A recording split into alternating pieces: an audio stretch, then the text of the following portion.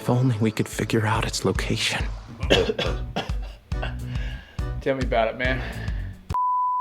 Hello again and welcome back to the Heavy Hat. If you haven't heard, Lost Ark is a free-to-play isometric action role-playing game. That's a mouthful. It's a FPRG. Must be Swedish. Yeah, you can actually find it in aisle 10 of IKEA next to the Bjorksnas desks. Nope. Lost Ark is actually from Korea and it came out in 2019. But it just released here in the US in 2022. So today I'm going to go over some of the good, the bad, the awkward, all while we ask ourselves, should you play it? Character creation is actually really darn impressive.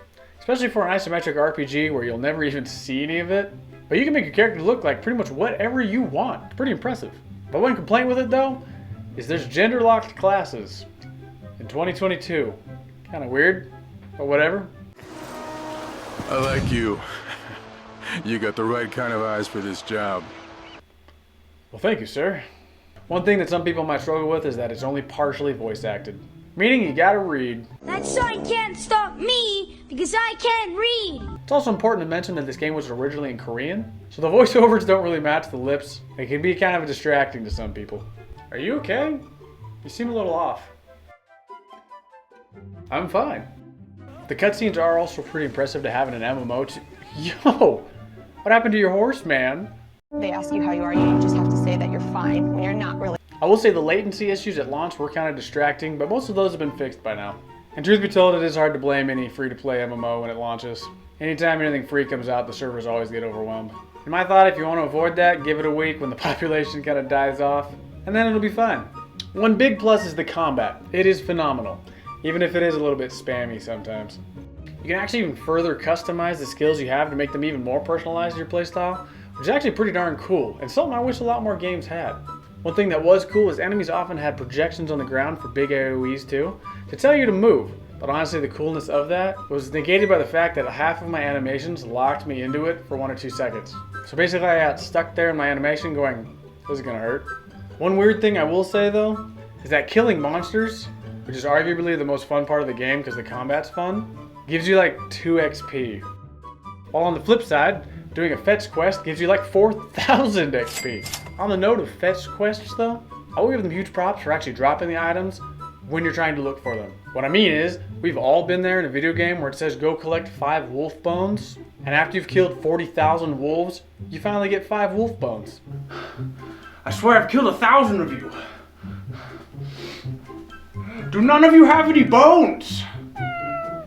But in Lost Ark, if you need an item from a monster, you almost always get it. It's also kind of cool that you play a song and teleport. I liked that.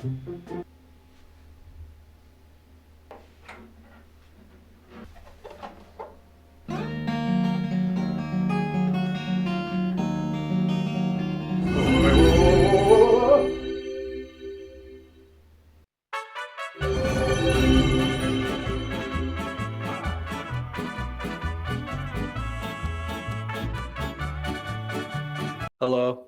I will be totally honest though, I'm going to get hate for this, but I want to make it clear that this is my opinion. This game's an isometric Black Desert Online. I don't mean that's a bad thing or a good thing, it just is what it is.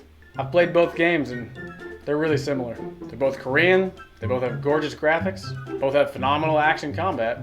They're both super flashy, super grindy, both have kind of a bloated amount of things to do, and both try to attack your wallet for more money. Overall, the story really wasn't too bad. I mean, it's nothing to write home about, and it really doesn't grab you, but it at least kept my attention somewhat and was actually kind of surprising for a free-to-play MMO.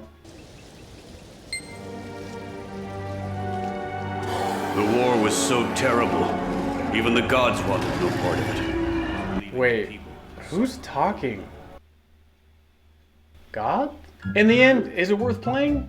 Yeah, I'd say so. It's free, it's visually interesting to look at, and the combat is a lot of fun. Definitely not going to be for everyone, but here's something to consider. I found myself constantly booting it back up even after I had planned to play other games. Take that for whatever it's worth. Also, it's kind of hard to complain about something when it's free. It's like people who leave negative comments on YouTube videos when it's free content to begin with.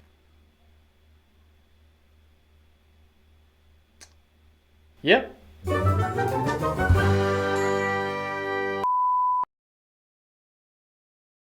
Hello.